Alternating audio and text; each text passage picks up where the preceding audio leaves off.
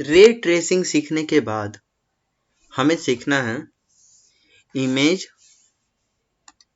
कैसे फॉर्म करेगा, यानी कि इमेज फॉर्मेशन।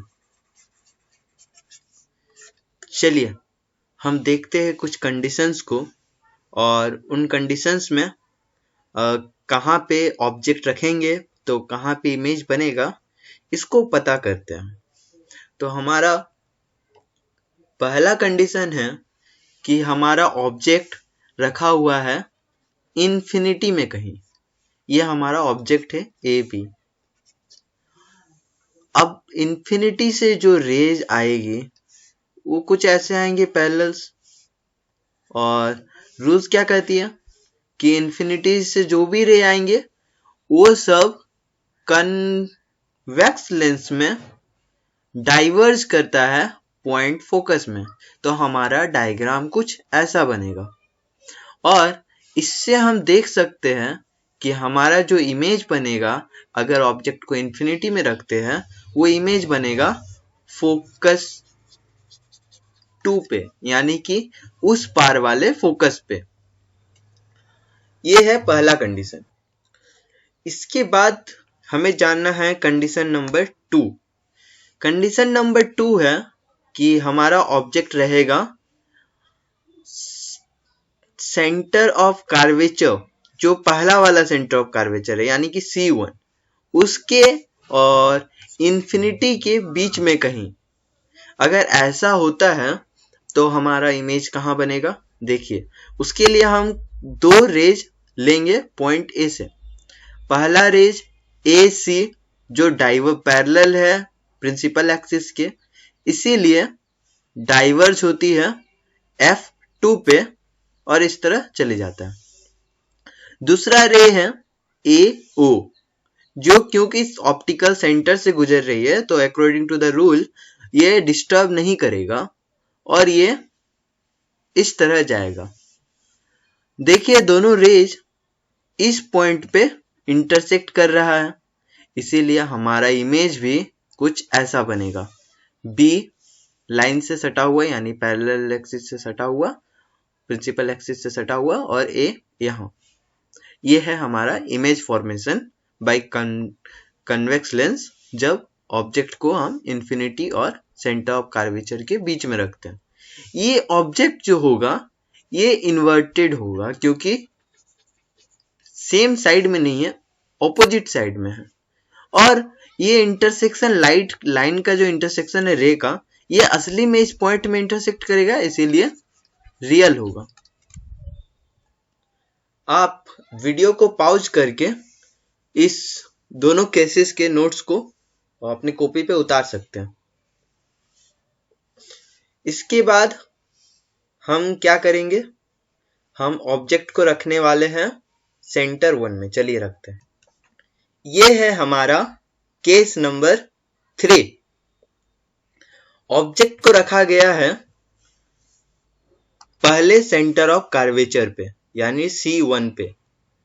ये हमारा ऑब्जेक्ट है भी। यहां भी हम दो रेज लेंगे। एक पैरेलल रे ले लेते हैं AM, जो डाइवर्ज करता है पॉइंट F से, और सेकंड रे ले लेते हैं ऑप्टिकल सेंटर से, जो डिस्टर्ब नहीं करेगा।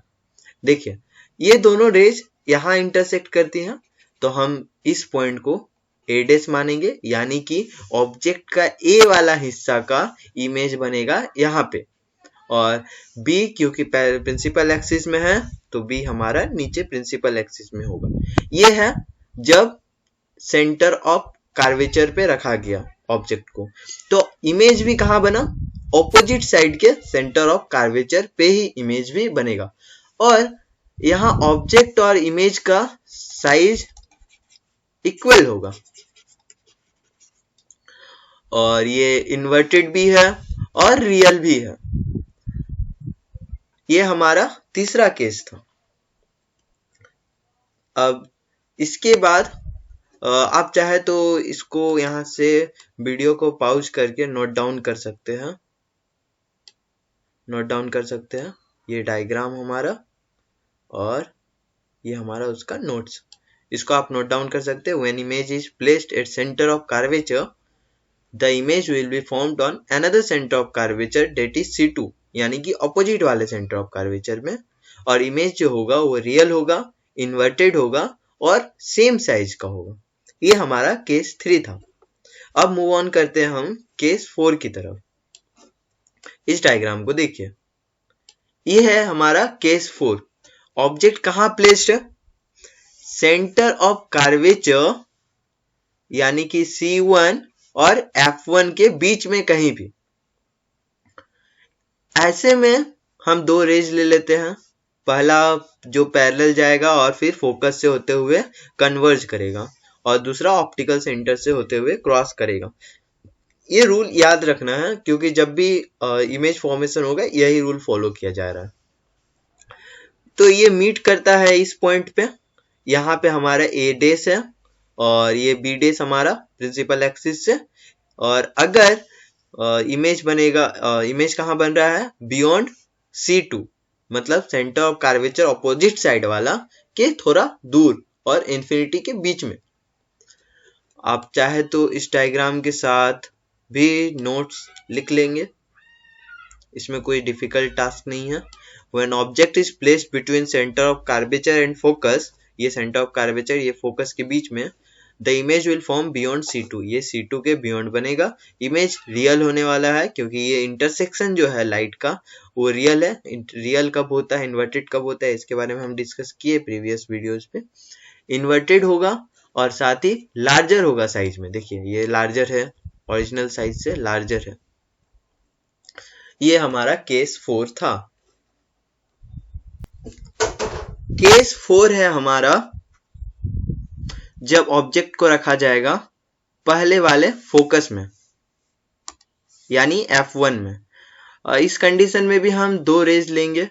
देखिए, और दोनों रेज हमें मिलेगा कि एक दूसरे के पैरेलल जा रहा है आफ्टर रिफ्रैक्शन। ये दोनों रेज पैरेलल जाएगा। अब क्योंकि ये पैरेलल रेज है तो ये कहीं मिलने वाला नहीं है, तो हम कंसीडर करेंगे कि ये इंफिनिटी में जाके मिलता है। और इसलिए जब भी ऑब्जेक्ट को हम फोकस में रखेंगे हम कंसीडर करेंगे कि इसका इमेज बन रहा है अगले तरफ इंफिनिटी में, और इंफिनिटी में इसको हम रियल ही कंसीडर करेंगे, क्योंकि अगर इंटरसेक्शन होता है तो रियल इंटरसेक्शन ही होगा। इसीलिए इमेज रियल बनने वाला है। इन्वर्टेड बनेगा क्योंकि नीचे की ओर बन रहा है, और साइज में इनफाइनाइटली लार्ज बनेगा। और क्योंकि ये इन्फिनिटी में बन रहा है तो इसको हम वैसे इसका साइज हम डिसाइड नहीं कर सकते कि कितना साइज हो सकता है, कितना साइज हो सकता है। ये था हमारा केस 4। इसके बाद मूव करते हैं हम अपने केस 6 की तरफ। और आप इसको नोट डाउन कर लीजिए वीडियो पॉज करके। हमारा केस 6 है ये। ऑब्जेक्ट को आप रखेंगे कहां पे? फोकस हो चुका था, फोकस और ऑप्टिकल सेंटर के बीच में कहीं। और अब हमारा जो इमेज रे डायग्राम बनेगा, दो रेज लेंगे तो वो कुछ इस तरह बनेगा। और हम देखेंगे कि ये एक्चुअल में कहीं भी इंटरसेक्ट नहीं कर रहे हैं। ये रेज इस तरफ जाएगा, ये रेज कुछ इस तरफ चला जाएगा, और इसके बीच का डिस्टेंस जो है वो धीरे धीरे बढ़ता चला जाएगा। मतलब ये इंटरसेक्शन ओरिजिनली कहीं करने वाला नहीं है। तो हम पीछे थोड़ा एक्सटेंड करते हैं तो हम देखते हैं इस पॉइंट में इंटरसेक्शन हो रहा है। तो हम कंसीडर करेंगे इसी पॉइंट को कि इमेज का ए डेस यहाँ बनता है और बी डेस यहाँ बनेगा। और हम इसमें पाएंगे कि हमारा जो इमेज है वो इमेज वर्चुअल होगा, यानी कि जो रे है उसका ओरिजिनल इंटरसेक्शन नहीं होगा, वो ओरिजिनली नहीं कटेगा। इसलिए हमारा इमेज वर्चुअल होगा और उस साइड ही होगा जिस साइड ऑब्जेक्ट रखा हुआ है। और क्योंकि ये अपसाइड है तो ये हमारा इमेज इरेक्ट भी होगा और साइज में लार्जर देन द ऑब्जेक्ट होगा। आप इसको भी नोट डाउन कर लीजिए। ये हमारा था इमेज फॉर्मेशन इन कन्वेक्स लेंस। इसके बाद हम जानने वाले हैं इमेज फॉर्मेशन इन कनकेव लेंस।